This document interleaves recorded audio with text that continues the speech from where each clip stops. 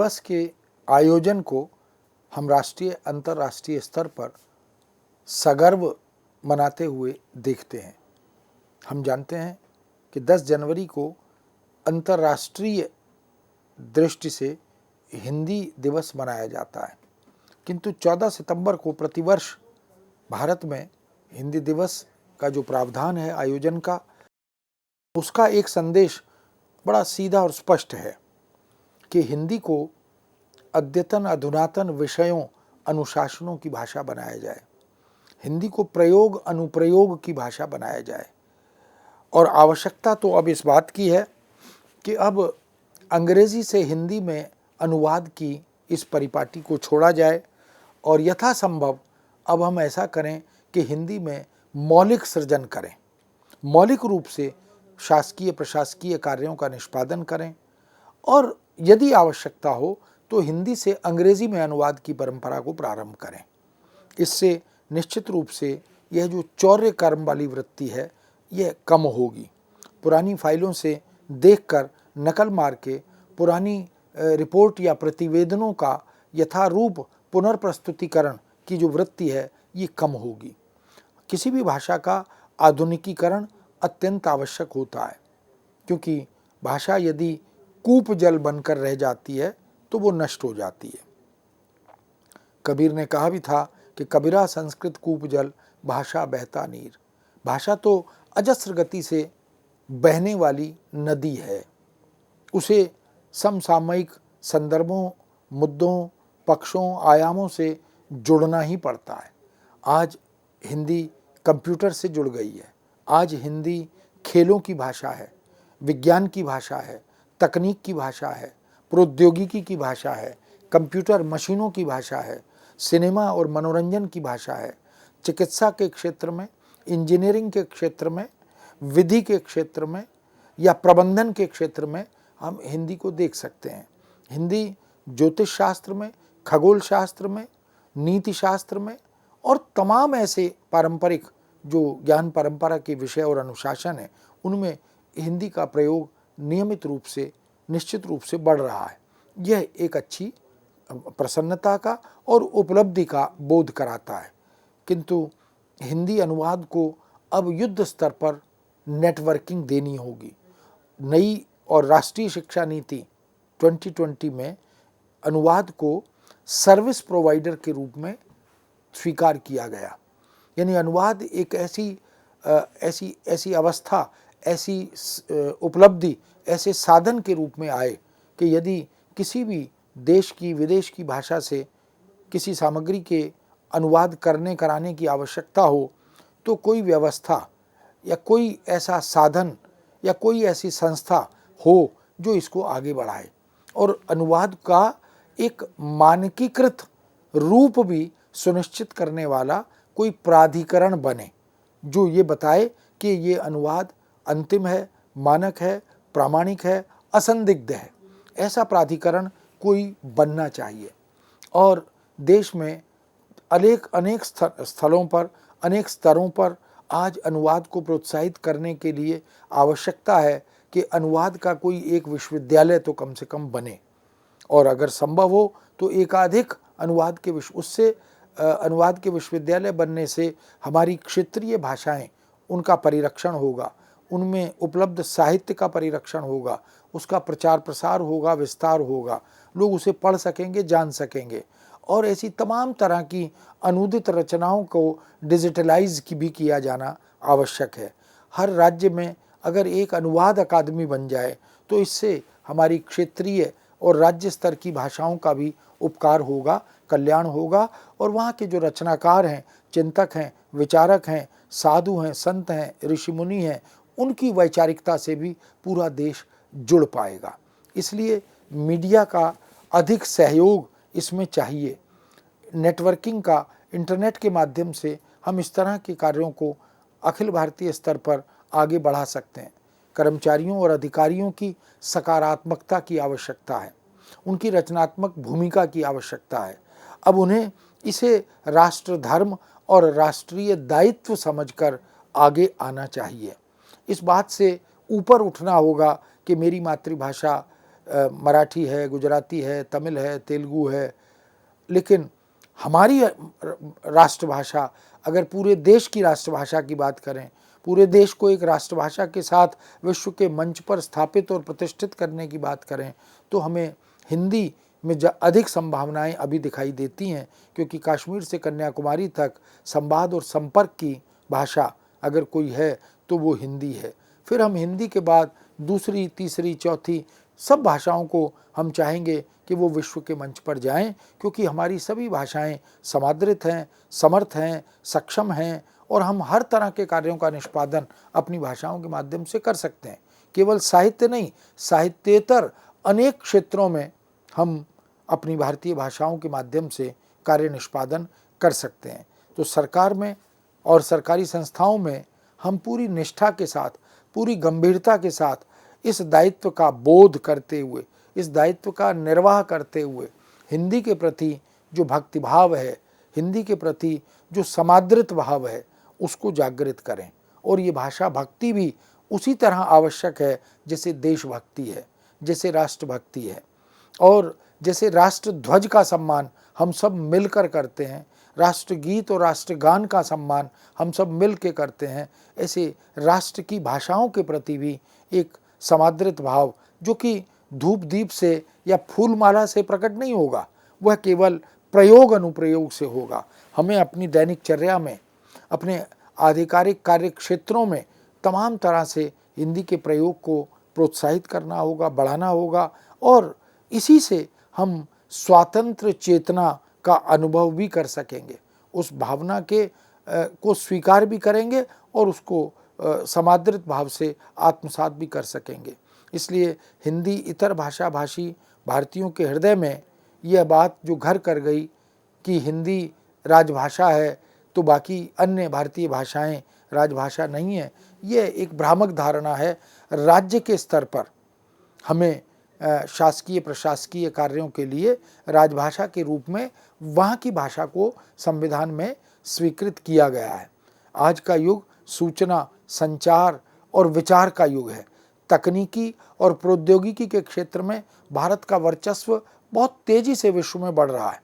प्रचार प्रसार माध्यमों की तेजी हम देख सकते हैं, सामाजिकरण, जनमानस पर निरंतर बढ़ते हुए कंप्यूटरीकरण का प्रभाव, डिजिटलाइजेशन का प्रभाव, ऑनलाइन तमाम तरह की गतिविधियों में भाषा के प्रयोग का प्रभाव, ये हम देख सकते हैं। भारत जैसे बहुभाषा भाषी देश में विदेशों से आई कंप्यूटर विद्या ने जो प्रारंभ में ही अंग्रेजी के वर्चस्व से यहाँ आई थी, एक आतंक पैदा किया था, किंतु भारतीय मनीषा ने, यहाँ की भाषाई शक्तियों ने इस चुनौती को शीघ्र ही चुनौती दे डाली और परिणाम स्वरूप भारत के युवा मस्तिष्क ने, अनुभवी दिशा निर्देशों ने सूचना प्रौद्योगिकी का उत्तर भाषा प्रौद्योगिकी से दिया। अनेक भाषाओं, उपभाषाओं, बोलियों, उपबोलियों के इस समृद्ध देश में हमारे कंप्यूटर वैज्ञानिकों ने बहुत कठोर साधना, अथक परिश्रम से, अपनी निष्ठा, अपनी साधना शक्ति से कंप्यूटर पर भारत की सभी प्रमुख भाषाओं को प्रतिष्ठित कर दिया। एक प्रकार से मशीन पर भारतीय भाषाओं ने विजय प्राप्त कर ली। भाषाओं की संवेदनात्मक शक्ति ने मशीन का हृदय जीत लिया। हिंदी ने इस दिशा में सर्वाधिक सफलता हासिल की, क्योंकि हिंदी के पास संस्कृत की अथाह समृद्धि भाषा की है। इसलिए हम इस बात का अनुमान लगा सकते हैं कि भारत के शहरी, ग्रामीण, समतल, पठार, समुद्री, मरुस्थली समस्त क्षेत्रों में हिंदी का प्रयोग होता है। हिंदी ग्रास रूट लेवल की भाषा है। उसे कोई सीधे सिंचित करे या न करे, उसे कोई सीधे पोषित करे या न करे, लेकिन वह निश्चित रूप से भारतीय मन को पढ़ने की भाषा है। वह भारतीय समस्याओं और चुनौतियों को उद्घाटित करने वाली भाषा है। वह संवेदनाओं के धरातल पर हमें एक दूसरे से जोड़ने वाली, विकास को और गति को आगे बढ़ाने वाली भाषा है। हिंदी भी भारत के जनमानस की एक ऐसी सशक्त, समर्थ, सक्षम और दक्ष भाषा है जिसे संसार की सर्वाधिक वैज्ञानिक और तर्क संगत लिपि यानी देवनागरी का सुदृढ़ संबल प्राप्त हुआ है। हम जानते हैं देवनागरी की विशेषता यह है कि वह फोनेटिक है, जैसा बोला जाता है वैसा ही लिखा जाता है। वो बहुत वैज्ञानिक भी है, वो सांस्कृतिक आदान प्रदान की एक संवाहिका भी है, इसलिए उसकी अपनी एक संस्कृति है। किसे तू कहना है, किसे तुम कहना है, किसे आप कहना है, इसका बोध भी हिंदी के माध्यम से हम भारतीय समाज में और वैश्विक समाज में संचरित करते हैं। भारत का एक रंगीन स्वरूप इस भाषा प्रौद्योगिकी के माध्यम से सूचना और संचार के उपकरणों पर अब साकार होता दिखाई देने लगा है। हिंदी के अनेक सॉफ्टवेयर अब बाजार में उपलब्ध हैं। हमारे दैनिक जीवन के समस्त क्रियाकलापों से लेकर कार्यालयी, व्यवसायी, वित्तीय, वाणिज्यिक, सौंदर्य शास्त्रीय, साज सज्जापरक, गणितीय, सांख्यिकीय, प्रकाशकीय और इसी तरह के अन्य अनेक क्षेत्रों में कंप्यूटर के प्रयोग को, सफलतम प्रयोग को हम देख सकते हैं। जिस कंप्यूटर तथा उसकी भाषा को लेकर हम भयभीत होते थे, उसे जीवन के हर क्षेत्र में जोड़कर हमने अपनी भाषाओं से जीत प्राप्त कर ली है। हिंदी भाषा इस दृष्टि में अग्रणी है। हिंदी में शब्द संसाधन का कार्य करने के लिए आज बाजार में जिस्ट कार्ड, जिस्ट शैल, सुलिपि, आकृति, एपीएस, शब्द रत्न, लीप ऑफिस, अक्षर फॉर विंडोज़, सुविंडोज़, प्रकाशक और इसी प्रकार सुभाषिनी, इस प्रकार के अनेक सॉफ्टवेयर हमने बना लिए हैं। बैंकों के लिए अनेक द्विभाषी सॉफ्टवेयर भी अब विकसित कर लिए गए हैं। अंग्रेज़ी, हिंदी और इसी तरह अन्य भारतीय भाषाओं के परस्पर अनुवाद की संभावनाएं भी कंप्यूटर पर खोजी गई हैं। अब अनेक प्रकार के हिंदी फ़ॉन्ट्स भी बाज़ार में आ गए हैं। माइक्रोसॉफ्ट कंपनी, सीडेक या IBM, टाटा इसी दिशा में अपनी रचनात्मक भूमिका निभा रहे हैं। IBM, टाटा द्वारा बाज़ार में लाए गए हिंदी PC DOS की भूमिका अत्यंत महत्वपूर्ण बन गई है। हिंदी DOS के आ जाने से अब तक जो निर्देश अंग्रेज़ी में दिए जा रहे थे वो भी हिंदी में दिए जा सकते हैं। यह उपलब्धि वास्तव में हिंदी के लिए मील का पत्थर बन गई है। हिंदी में कंप्यूटर का प्रशिक्षण प्राप्त करने के लिए एक CD का निर्माण भी भारत सरकार के राजभाषा विभाग ने किया है। इसके द्वारा MS वर्ड के साथ साथ हिंदी का प्रयोग इंटरनेट पर, ईमेल आदि पर विस्तार से सहज जानकारी के साथ प्राप्त किया जा सकता है। इसी दिशा में हिंदी में निःशुल्क कंप्यूटर प्रशिक्षण की सरकारी योजनाएं भी अत्यंत कारगर सिद्ध हो रही हैं। राष्ट्रीय सूचना विज्ञान केंद्र तथा DCI नोएडा ने भी, या सीडेक और DCI नोएडा ने भी हिंदी भाषा के कंप्यूटरीकरण की दिशा में अत्यंत दुर्लभ कार्य किया है। वास्तव में आज ज़रूरत इस बात की है कि या तो हिंदी भाषी और हिंदी के विद्वान लोग, हिंदी के शिक्षक, प्रशिक्षक या प्रयोक्ता, वो सब मिलकर साहित्यकार, पत्रकार, कलाकार, अध्यापक, प्राध्यापक, विज्ञान और तकनीक के क्षेत्र में कार्यरत लोग, उद्योग और प्रौद्योगिकी के विषयों को, अनुशासनों को हिंदी में लाएं अथवा इन क्षेत्रों और अनुशासनों के विशेषज्ञ हिंदी के माध्यम से इन विषयों को जन जन तक पहुंचाने में सहायता करें। इससे ज्ञान और प्रतिभा का दोहरा विकास होगा और अंततः राष्ट्र प्रगति करेगा और वह फिर से विश्व गुरु का जो पद है उसे प्राप्त कर सकेगा। वास्तव में सूचना का उपयोग अब एक तकनीकी प्रक्रिया के द्वारा उपभोक्ता की दृष्टि से भी किया जाने लगा है। भारत अब मात्र हरित क्रांति का ही नहीं, श्वेत क्रांति और ब्लैक डायमंड का भी देश बन गया है। भाषाई क्रांति और मशीनीकरण के गठबंधन ने सूचनाओं के आधार भंडार को उपादेयता से जोड़कर उनका व्यावसायीकरण भी किया है। यदि दुनिया के साथ कदम से कदम मिलाकर हमें चलना है और हम उससे आगे निकलने या सोचने की बात करते हैं तो उससे पीछे रहना भी नहीं चाहते और राष्ट्रभाषा हिंदी को सक्षम, समर्थ और दक्ष बनाते हुए सूचना और संचार प्रौद्योगिकी से हम पूरी तरह जुड़ना और जोड़ना चाहते हैं। संचार माध्यम के अद्यतन रूपों में उपग्रहों, सैटेलाइट्स की आवश्यकता भी पड़ती है। पश्चिमी देशों में से आयातित इस परिकल्पना के माध्यम से हम आंकड़ों और सूचनाओं के आदान प्रदान हेतु देश विदेश के अपने दूरस्थ कंप्यूटरों को आपस में जोड़कर इंटरनेट के माध्यम से हम सफलता हासिल करना चाहते हैं। आज यदि भारत में बैठकर हम अपने व्यवसाय, अपने रोजगार, अपनी आजीविका, अपनी परियोजना आदि को विदेशों में बैठे लोगों तक पहुंचाना चाहते हैं तो हम किसी भी ऐसी भाषा के माध्यम से जो कि वहाँ कंप्यूटर पर उपलब्ध हो, जहाँ सूचना भेजनी हो, इस कार्य को सहज रूप में कर सकते हैं। महत्वपूर्ण एक अन्य पक्ष भी है कि यदि अमेरिका में, रूस में, चीन में, जापान में या इसी तरह अन्य देशों में हम हिंदी में सूचना भिजवा रहे हैं, तो वहाँ के लोग हिंदी न जानने के कारण उसका अनुवाद अपनी भाषा में कराते हैं और अधिक से अधिक जानकारी हासिल करने का सफल प्रयत्न भी करते हैं। परिणामतः हिंदी का विस्तार लगातार हो रहा है।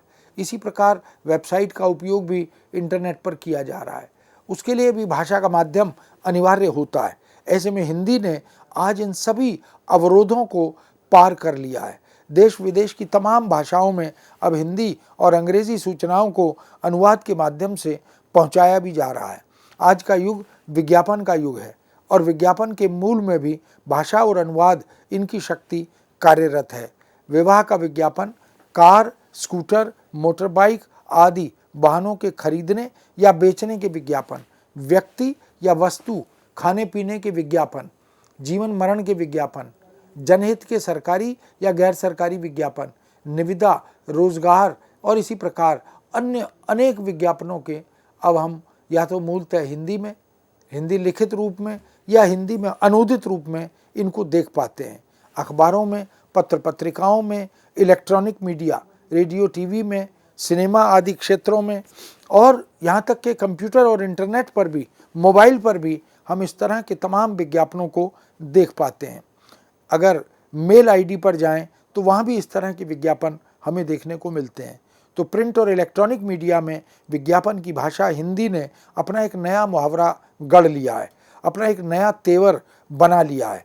इस आधार पर यह भी स्पष्ट है कि भूमंडलीकरण या वैश्वीकरण की आधुनिक अवधारणा को सूचना और भाषा प्रौद्योगिकी ने साकार बनाने की दिशा में महत्वपूर्ण भूमिका निभाई है।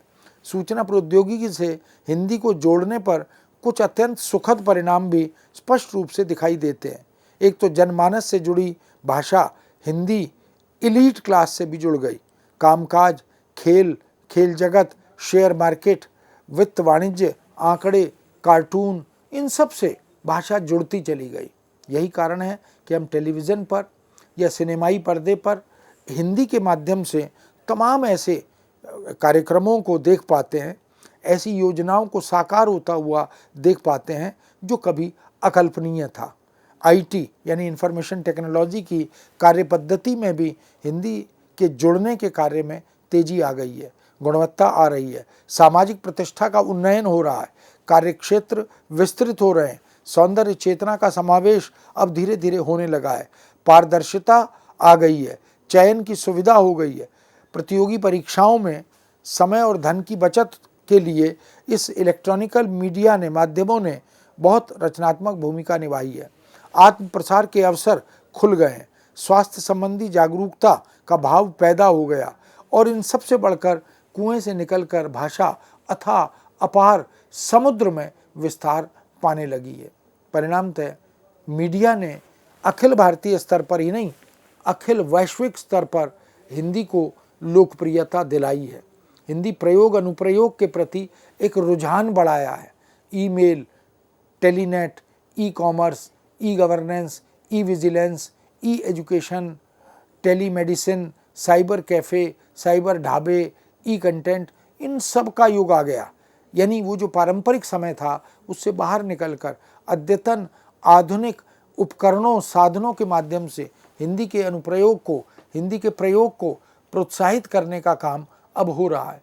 सूचना प्रौद्योगिकी के सहस्र हाथ हैं, इन सभी हाथों की शक्ति अब हिंदी बन रही है। अब शब्दकोशों से विश्वकोश की ओर हम अग्रसर होने लगे हैं।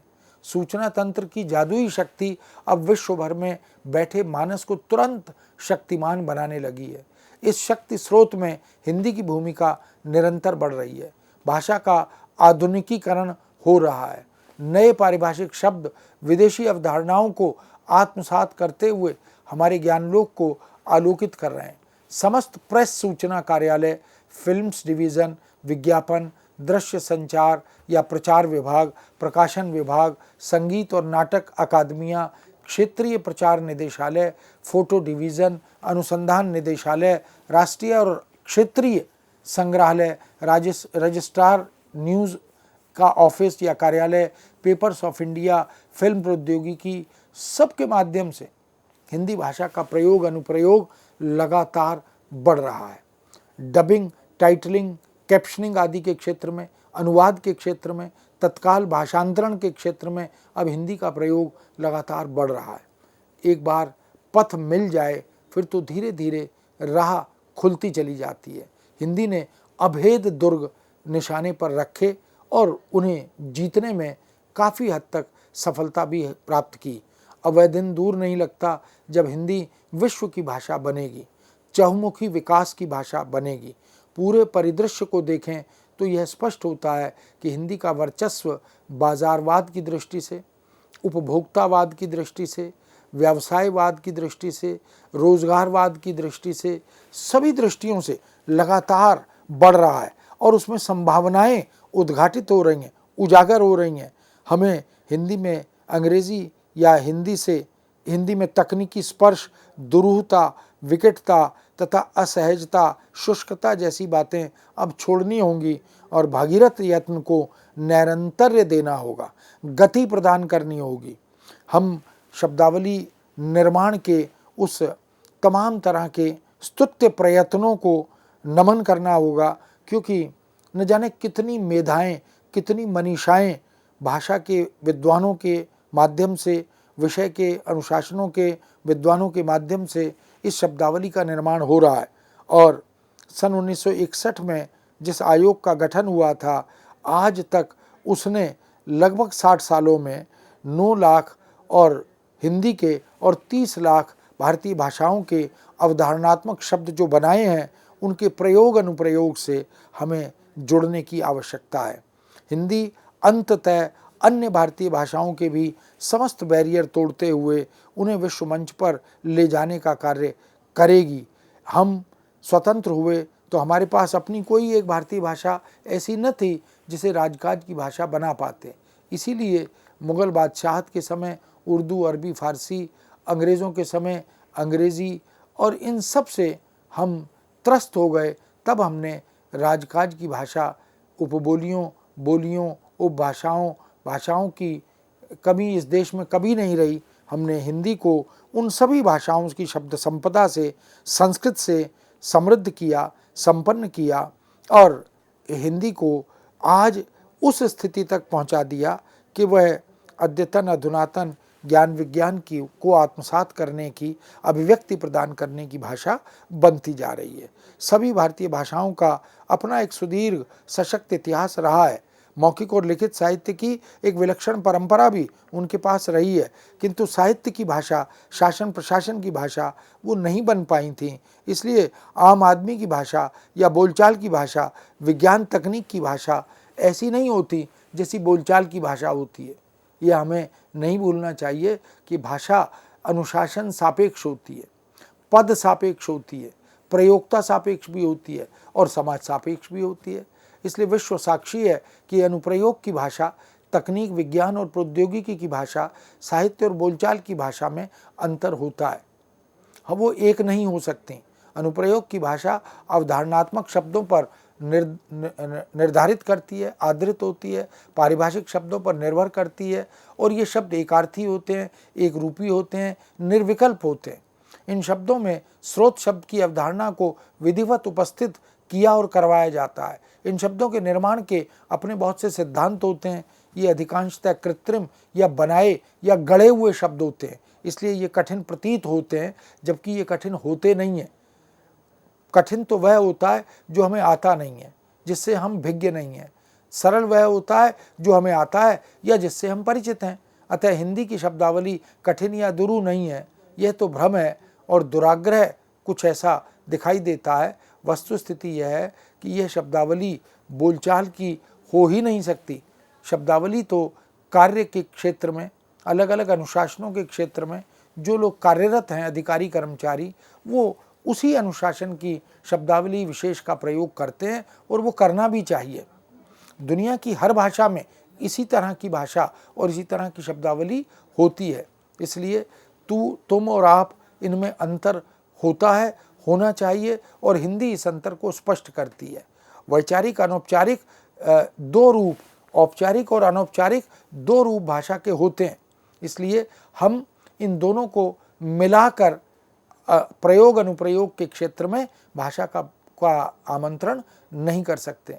माता पिता को, भाई बहनों को जिस भाषा में, जिस शब्द संपदा में पत्र लिखे जाते हैं उसमें अंतर होता है। अधिकारी को या शिक्षक को यदि हम पत्र लिखते हैं तो उसमें अंतर होता है। इसलिए मित्रों, हम अनुमान लगा सकते हैं कि अनुशासन विशेष की अपनी एक भाषा और उस भाषा की अपनी एक अस्मिता होती है, अपनी एक मर्यादा होती है। उन्हें आपस में विनिमय से तोड़ा नहीं जा सकता। सब्जी वाले की भाषा, रिक्शा वाले की भाषा, रद्दी बेचने वाले की भाषा, प्रेमी प्रेमिका की भाषा, कंप्यूटर की भाषा, गणित की भाषा, विज्ञान की भाषा, ये हर अनुशासन में अलग तरह की होती है। मौखिक और लिखित रूप में भी हम इस अंतर को देख सकते हैं। इसलिए भारतीय स्वतंत्रता के समय साहित्य या कविता की भाषा में देश नहीं चल सकता था। इसलिए हमें हिंदी की अनिवार्यता को ध्यान में रखते हुए राजभाषा का निर्धारण करना पड़ा। और क्योंकि ये बहुभाषा भाषी देश है, हम किसी एक भाषा के प्रयोग की अनिवार्यता कर नहीं सकते थे। इसलिए हमने यथासंभव कुछ उदारता के प्रावधान भी कर दिए थे। मित्रों, कह सकते हैं केंद्र सरकार की राजकाज की भाषा, राजभाषा हिंदी बनी। विचार विमर्श, चर्चा परिचर्चा की भाषा बनी। चिंतकों विचारकों के भावों को अभिव्यक्ति देने वाली भाषा बनी। और उसी का परिणाम है कि आज हम अंग्रेजी की उन बैसाखियों को छोड़ने का स्वप्न देख रहे हैं, जो बहुत जल्दी साकार होगा। हिंदी अनुप्रयोग को यथासंभव समृद्धि दी जाएगी, उसमें संभावनाएं खोजी जाएंगी और अब अंग्रेजी को सह राजभाषा के पद से हटाना होगा। अंग्रेजी के विरोध के बिना हम ये काम कर सकते हैं। हिंदी में इतना कार्य किया जाए कि अंग्रेजी की वो रेखा हिंदी की रेखा के समक्ष स्वतः छोटी हो जाए और हम ये काम कर सकते हैं। आइए मिलकर हिंदी दिवस के, हिंदी माह के इस अवसर पर ये संकल्प करें कि हम अपनी दैनिकचर्या में, जीवनचर्या में, घर में, परिकर में, परिवार में, मित्रों में, कार्यालय में यथासंभव हिंदी में कार्य करेंगे। हस्ताक्षर हिंदी में करेंगे, संवाद हिंदी में करेंगे, सामने वाले व्यक्ति को हिंदी में बोलने के लिए प्रेरित करेंगे और आवश्यकता हुई तो उससे आग्रह और अनुरोध भी करेंगे कि वह अंग्रेजी के इस छद्म रूप से मुक्त हों और भारत को उसी की भाषा में विश्व मंच पर पहुंचने में मदद करें, सहायता करें। इस विषय को यहाँ विराम देते हैं। पुनः नए विषय के साथ उपस्थित होंगे। आज्ञा दीजिए। नमस्कार।